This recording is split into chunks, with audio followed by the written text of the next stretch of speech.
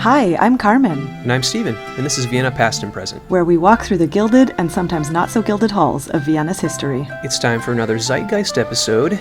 And hey, we did our best. We tried to ignore the elephant in the room. We found stories about some random Roman ruins, a Habsburg archduchess's death in exile, Austrian graffiti in Jerusalem from the 15th century, but instead we give you this. The real hard-hitting news this month.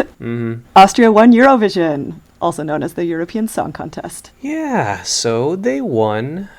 Huge disclaimer, I think again, didn't we give this one before? We are not Eurovision fans, despite having now multiple episodes about it in this I know. not that long-running podcast. You'd think we would be massive fans, given how often we've talked about this, and Yeah, yet... it just keeps coming up, okay? We're not Eurosceptics, but we are Eurovision skeptics, I think we can say. This is our second episode, like I said. Maybe we're just in the closet and don't want to admit it. Maybe. I mean, this is our second keeps coming episode, like I said. Like, maybe we're your home for Eurovision skepticism, at least while we figure out if we like it or not. And we're not haters, exactly, are we? I don't think so. No, we're not haters. I don't hate it. We're like bemused, fairly ignorant spectators, I think. Yeah, for me, I'm kind of like, what's going on? I'm still a little bit like that. So yeah, we will try to report on this neutrally, I dare say, as voices of reason. So you know what? Don't add us. In fact, I haven't even heard this song yet. I actually saved it for the time of this recording, so I could be as neutral as possible. You will hear me react in real time if you, haven't turned it off already.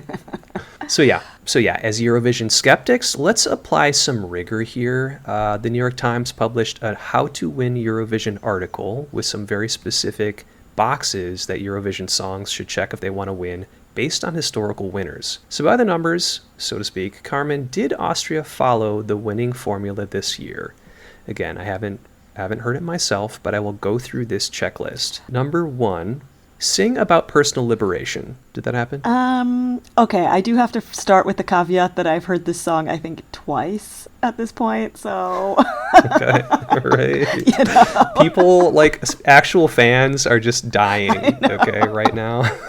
Let's do this. I mean, yeah, full disclosure, I didn't even watch Eurovision this year at all, so I've only even, jumped on the bandwagon after the fact. Did he sing about personal liberation? I mean, no, yes, I don't know. I think it's a song, the song is about unrequited love, I think. So kind of freeing yourself of someone who doesn't love you back, maybe. Okay. I think we could give it a half a point. All right, so next one, did they sing in English? I'm assuming yes. And the song's called Wasted Love, right? Right, it's called Wasted Love. I think it's entirely in English. I don't even think there's a German bit to it. So yes, check. Okay. 1 point there. Okay, next one. Did they allude to folk music, but not actually sing folk songs? No, I don't think so. Okay. It's definitely not a folk song, that's for sure, but they didn't really allude to any folk music either, so I think fail. Okay, next one. No dramatic key changes in the song.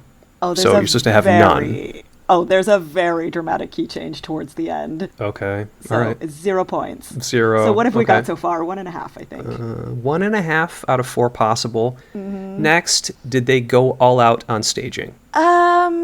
Yes and no. It's hard to say. So it's just him alone on the stage. A lot of the times on these Eurovision performances you have. Right. There's 10 grandmas or something, typically. Well, I actually think there's a limit. I think you're not allowed to have more than 6 people on stage. Or something like that. Okay. There's some number. But he was alone on stage, so he didn't have some whole dance troupe with babushkas or whatever with him, which you do sometimes have. And there's no pyrotechnics or anything. Oh. But it was all black and white and super moody. So I feel like... That sounds like I'm going to give it to him, staging. I think. Oh, okay.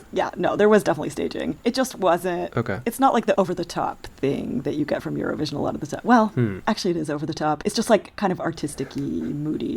Not over-the-top for Eurovision, maybe. Yes, that different bar. Okay. Yeah. Set things on fire, just not pianos. That's the next thing. Was anything set on fire? No, there's no fire, but I kind of think I'm going to give half a point here though anyway, because it has a whole shipwreck theme and you have very dramatic Shipwreck? waves crashing and like thunderstorm at sea. Okay. So I mean, it's not fire, but he went water instead. There's sort of like a wet version of fire that happened. Yes. Okay. So, like, it's dramatic. Okay. So I'm gonna give him half a point. Okay. It's not fire, but it's it's the wet version of fire. Okay. All right. The last one. Don't send a novelty act. Like, no monster outfits. I mean, novelty act, I think they took some time explaining what that was, but I think you get it. Was this a novelty act? I mean, okay, there's sort of a pirate ship, it sounds like, but he's not being a pirate, so I would guess it's not a novelty act? No, he's not being a pirate, and it's not a novelty act. Okay. It's staged as a serious, moody, lost love kind of thing. So no, when I think of novelty acts, there was one last year that was, I think, the Finnish submission, where it was, what was it called? I don't even remember what it was called, but the whole thing was this guy basically not wearing any pants, and the entire staging was just various ways of like covering up the fact that he was naked. And at the very end, this pair of short denim shorts was dropped down from the ceiling, and then that was the end. And so I think that's a real novelty act where it's just making fun of the whole thing. That sounds... his name was Windows 95 Man. Oh, right. And he had like all this Windows 95 imagery. Oh my gosh. All right. You're just saying random words right now. Okay, that's what Zeitgeist episodes. I think you actually really should look up that one. It was hilarious. I really like that one. I am gonna write that down. Windows 95 Man. All right. Okay. So I mean, the name already sells you on it, no? Kinda. Yeah. That's hard to forget. So this year, the Austrian act was not a novelty act. So they did get that point as well. So how many points did we get out of how many possible here? 1, 2, 3, 4, 5. So, 6, okay, 7. yes about personal liberation, yes in English. Wow. They missed the folk music. I gave a half on personal liberation. Oh, really? Okay. So we're at 1.5. No folk music. They did do a dramatic key change. But staging, fire, even though it's water, and no novelty act. You gave him points for all of those. Okay. So that's 4.5 out of 7, right? Okay. I mean, he didn't like ignore this list. But maybe it's not 7 out of 7. Okay. So for me, never heard it. I'm kind of like, okay, he's maybe not shattering the mold here. So yeah, we'll listen at the end of this and, see what I think here, which let's just pretend that matters. Okay. About JJ. So we haven't even actually mentioned that is the name of the artist, right? So his name is JJ. Right. Okay, so JJ is the artist's name. What's his actual name? Do you remember? Johannes Peach or something like that. Okay, so that's not like any part of his real name. He is I guess the J is from Johannes, but I don't know where the second J comes from. Okay.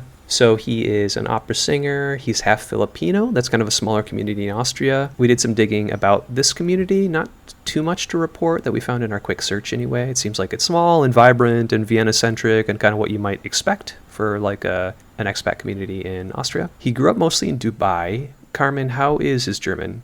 Very Viennese sounding. I mean, if I didn't know that he grew up in Dubai, which in fact I didn't know until you told me, I would not have ever guessed that. So, I mean, he just sounds very Viennese. Okay. He does mix in a lot of English in his Viennese, but that's not very uncommon amongst the younger people. And, according to that list, it sounds like a good, Eurovision thing to do. Okay. Mix in some English. Yeah, that's how you get votes. Yeah. And he is another queer Austrian winner. Apparently he's friends with Conchita now, or at least like working with her. It looks like they released a duet before the contest even happened. That raises all sorts of questions for me. I was thinking like, does Conchita do this every year with every Austrian entry? Is this like just a, queers helping queers kind of thing? Did Conchita smell a winner here? I Googled a little bit more, found an answer to that. It looks like it was set up by Eurovision itself, which is kind of a good marketing idea. So there's like a mashup of their 2 winning songs that you can see. We'll put a link to that in the show notes. Have you seen it? The mashup? Mm-hmm. I watched a little bit of the beginning of it. Okay. It actually looked quite nice. I didn't finish it, but yeah, we could watch it afterwards. So, I mean, I didn't follow any of this, right? But it does make sense, I guess, that Eurovision already set up a mashup between them, because apparently Austria was kind of a front runner going into this. Oh, okay. I was kind of curious, like, how that works. All right. Yeah. So I guess there was already some kind of hype around it, and it was considered one of the stronger entries. So I guess doing a mashup with Conchita, of course, is a good marketing idea, but also already bought into the idea that probably this was going to be one of the higher voted songs. Okay, so they won. They pretty much followed the list. JJ seems great. Now, what about the financials? Okay, let's return to our Eurovision skepticism a little bit here. Wait, I do kind of want to say first, because I saw some interviews with him, and, I said I didn't really follow Eurovision at all this year, but I have seen some interviews now after the fact with JJ, and he's super cute. I like him a lot. He's, just super adorable in the way that he expresses himself. Okay. And, I'm like, oh, he has my heart. Okay, like so him. This is like a good, Austrian ambassador or something. Okay. I think so. I like him. I think he comes across as very, Okay, great. He's young, but I don't know. I like him. I like the way that he interviews. All right, but the financials, that's a question. So if we could just return to our Eurovision skepticism. Now that Austria has won, they have to host next year. Carmen, you mentioned there's some trepidation about this. What happens when a country wins Eurovision? I didn't know this part before you mentioned it. Well, to the extent that I know what happens, I mean, definitely. I love how I start every sentence with, I don't actually know what I'm talking about here. But anyway, no, what I do know is that if you win, you have to host.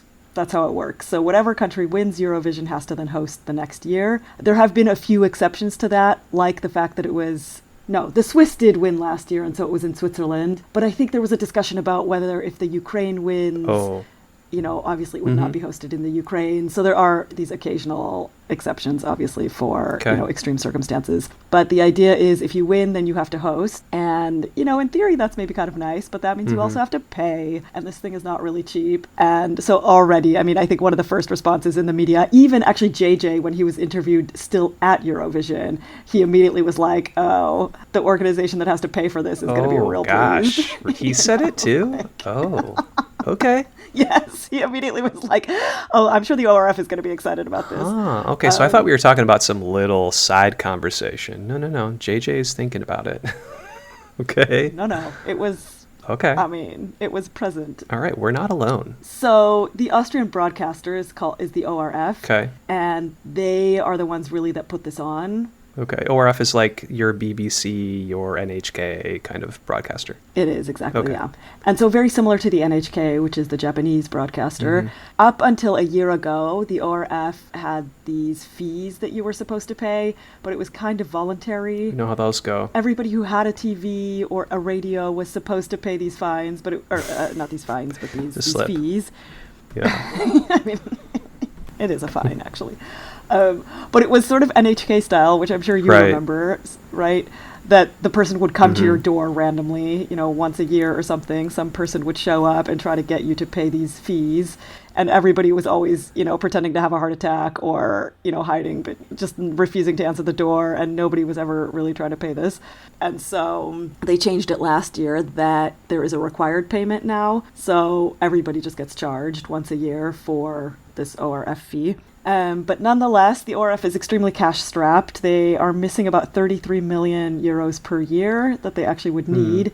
And now they have to also put on this whole show next year, which doesn't really help them with their budgeting. Right, okay. And I'd imagine it's hard to, set up a venue and host, a lot of people. Because Austria is pretty central. I think a lot of Europeans could come there for it, right? Maybe more than Portugal or something, say, that's on the edge of the continent. I'm just kind of making that up, but that seems reasonable. Okay, they have to do that. There's going to be safety concerns and kind of a lot going on, right? Yeah, and Eurovision itself, I don't know exactly even how the financing works, but the staging is incredible. That is one thing that I do always notice anytime I watch it, because every act has its own staging. And they really do go all out with the staging. And so you have to have technicians, you have to have the lighting, you have to have all the people who are running all of that, which... Someone has to figure out where these 10 burnt pianos are going to go after that. Right. Oh yeah, burnt piano disposal. That's also a cost. Yeah. So yeah, it's an expensive endeavor. And then on top of that, Vienna also has a massive debt currently. The city has a debt of about $12 billion. And so that's a big part of the discussion now as well. Also in the past Wow, months. yeah, that sounds like a lot. Yeah. Like, Also okay, for just a city. in the past months around this new government that was formed, this was the main discussion, right? Was what does the budget hole basically look like, this budget deficit, and how are we going to fix it? And so, all of that kind of comes together into basically cost cutting and a period of time where they're kind of looking everywhere to cut costs and save on expenses, and now suddenly they have to put on this whole spectacle next year and host I don't know how many thousands of people come, but it's a pretty big event and you have to pay for that. So yeah, the cost is a topic of discussion. We were doing some Googling and found some funny quotes. There was one from, is it the finance minister of Austria? Well, I think it's from Die Tagespresse, right, which is a satire newspaper.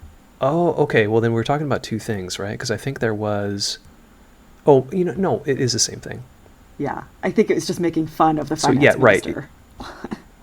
Oh, no, but then he retweeted it or something, right? Yeah. So then that's what I'm thinking. Okay, so so there's definitely some jokes already happening. What was it? Yeah, so the joke in this satire newspaper, Die Tagespresse, there was, one of these kind of joke articles that the finance minister called, because, Eurovision, also one part of it is the public vote, and so you can vote for the different countries. Okay. And so the joke was that our Austrian finance minister called 3,000 times for Sweden so that we wouldn't have to host and wouldn't win. Okay, that was like another front runner. Right. Okay. Like, make Stockholm pay. Okay, and this article is, or in this publication is kind of like your, The Onion, if you know that, the American satirical newspaper. It's kind of like an Austrian version, right? It is an Austrian version of The Onion, essentially. Yeah. Okay, that is kind of funny. So then he replied, right? And he was like, "Oh, it wasn't enough," something like that. I think that was the translation. Right. So yeah, I think, did he retweet it or something? He somehow commented on it, I think, and was like, should have called more, 3,000 times didn't make the cut. Right, and I think that's, it just felt like a little bit more of a joke, or a little bit more than a joke, right? Where he was saying like, this is something we're thinking about, haha, right? Like, let's talk about it. It seemed like I think it was like a way to actually bring it up. I should have called for some other country. Yeah. He's like, that would have been a good idea. Right, so it does seem like a big consideration. I was doing some Googling and found something like from the Irish, I want to say some, finance minister or something similar in Ireland saying something like that as well, being like, oh, thank God that our entry was so bad this year because, RTE, like their broadcaster, is in some, similar financial situation and just like could not host this if they needed to. So yeah, it seems like a big... like a big consideration. Kind of, like reminds me of this Olympic idea too, right? Where sometimes countries, they want to host the Olympics, but then the financial part of it is always kind of murky or unclear if you actually benefit from that or not. Yeah. I mean, obviously there's a big marketing and tourist potential there, but the costs are also super high. And it's a kind of a hot potato. Nobody really wants to be left holding it. And I think there is a lot of fear and anxiety sometimes around actually winning and having to host the thing. Yeah. So, the staging costs are high. So, this will probably be a story in Austria for, the next several months. So I just feel like we should admit that there may be another Eurovision episode from us. I'm putting you on the spot. Are we just becoming a Eurovision podcast? It's happening. Well, it first started slowly, but now it's happening quickly. So, okay. If you see a Eurovision podcast in your, feed, it's not a mistake. Okay, for our tens of listeners, they will be shocked to see that. I'm putting you on the spot here. What's your prediction? Is it just going to happen in Vienna? Or do you think it will happen in some other city? Yeah, it's a good question. That is the discussion now as well, is where should this be hosted? I think Vienna's the most obvious because it's the easiest for people to get to. It has the biggest venues. It has the infrastructure that actually would make sense. And the last time that it was hosted in Austria after Conchita won, it was also in Vienna. Oh, okay. So I assume it will be. Yeah, yeah. I feel like it would be even more of a production to do it somewhere else. So I feel like cost effectively and that obviously is a big consideration. I just don't see how some other smaller city is going to compete somehow more on the cost front. So I assume it will be Vienna, but it's not decided yet. Okay. All right. So you just get ready to Airbnb your place. Okay. Oh my God, yes. Actually, you probably could make a good you little should profit. do that, and then just plan to clean up glitter for 6 months after that. Right? That's your joke, not mine. Find glitter in all the rafters for the Right. next 6 years. Yeah. Okay. So, Carmen, is the song good? I'm going to listen too, but I just... All right, yeah, we're going to listen to heading it. into it. I will say this. When I first listened to it, I listened to not the actual live version. If you Google this, you find like 50 different versions. So the one that I first listened to was sort of a music video version of it. Oh, and I right. was kind of like, meh. I was sort of like, I don't really know how this won, but like, okay, I guess it's fine. So I didn't, I was very lukewarm on it. But then I did watch, actually just before we recorded this, I did watch the live version. Mm-hmm. And it is quite a good, I mean, he has a good voice. He has an operatic voice, and he does sing sort of in an opera style. And so I think it is technically pretty skilled to the extent that, I mean, I don't really know how to judge that properly, but it sounds skilled to me. Okay. And I think the song is not bad. Yeah. Okay. All right. Yeah. I'll say it's good. Okay. But should we You watch got it there. and see how you feel about it? Okay. Eventually you got to saying it's good. It was a winding road, but Yeah. I did get there. So you gave me a link. I am going to click it now. Video unavailable. Not available in your country. Okay, it seems like an issue for Eurovision songs. I sent you one just now that said like it's not available in your country. Yeah, I got one, but yeah. Okay, so I think that they are kind of geo-locked. All right. All right, so this might be something where we're going to hit pause on the recording and try to find something. Or, I can just find one to watch. Just a minute. Oh, it's a very different experience, European YouTube. What's different about it? Well, I'm getting a German diaper commercial, but I'm also getting Schlafroutine.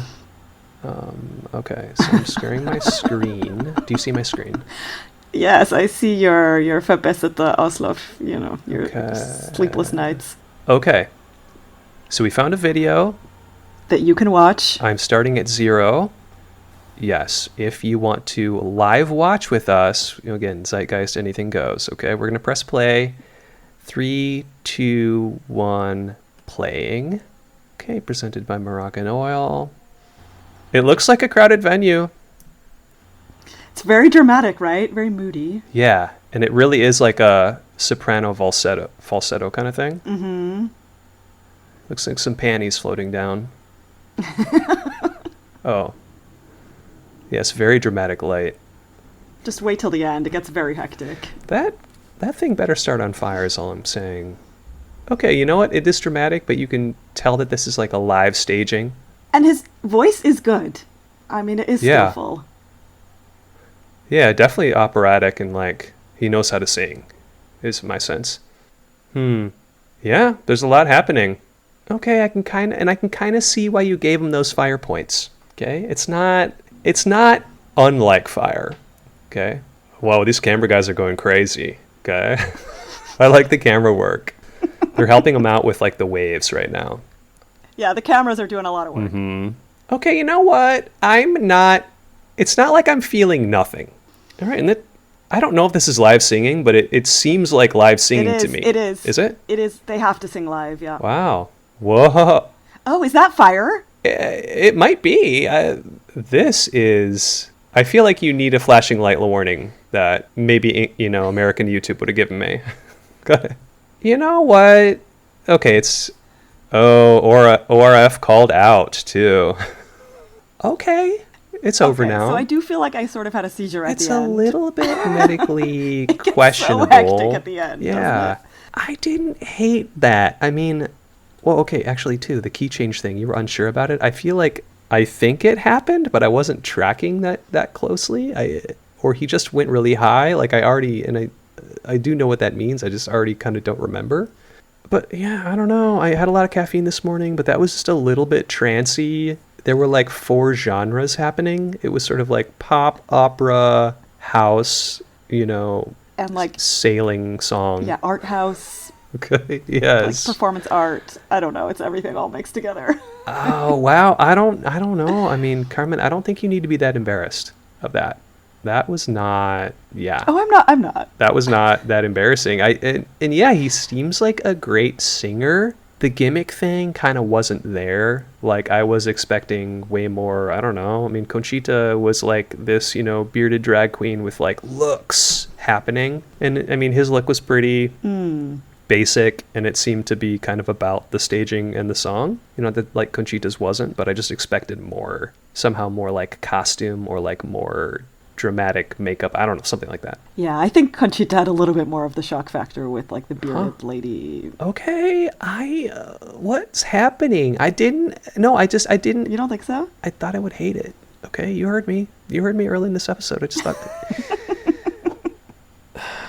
or is this... So yeah, I think it's not bad. The staging actually is really good, and you did say that the camera work is impressive. And the thing is, you have to imagine there's like, I don't know how many of these performances, and they all have totally different staging with totally different lighting, and they're all doing it live. So I don't even understand how this works. Like, the whole technical aspect of it is impressive. And I was just thinking, I'm like, okay, wait, do I like Eurovision? But yeah, you can't watch that all day. Who could do that? Is this how it starts? Oh, some people can. Some people can. I don't know. Yeah. Okay. So yeah, all right. What are your concluding thoughts on that? Gosh, I mean, I haven't seen any of the other entries and likely won't, but that seems like a winner to me. It seems like definitely memorable, and he definitely took you on a little journey there from like sitting in a little boat, and then all of a sudden you're like in a whirlpool or something, and you kind of felt it. Yeah. So, okay, I think it was good. So you guys scrape up that, 60 million euros, whatever you need to host, right? There's no... It wasn't a mistake. Okay, so, all right, wow. So, anyway, returning to Earth here, Carmen, how do you feel heading into the next 12 months? Like, will you attend? We're basically part of the Eurovision press corps at this point. Maybe we can get in for free. If it's on the train line, what's the chance that you go or you like go near it now? I don't know how it works at all. Is it like... I was going to say very low, but now that you mentioned that we're basically part of the press corps, anything I get for free, I feel like, right, you've moved from very low to moderately low. Okay. So it's getting closer. We might be in like the 15% region of my likelihood of attending. Yeah. I'm not traveling if it's in Vienna. Okay. I feel like that's more than I've heard in the past from you. Mm-hmm. Okay. Or if, I'm coming around.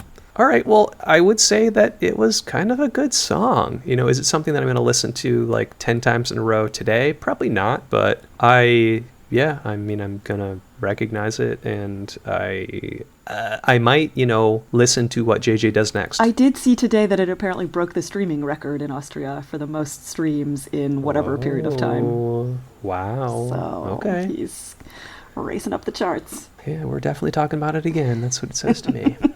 All right, let's just embrace our Eurovision. Mm-hmm. What should we even call it? Our Eurovision right. fandom that is very ignorant but enthusiastic.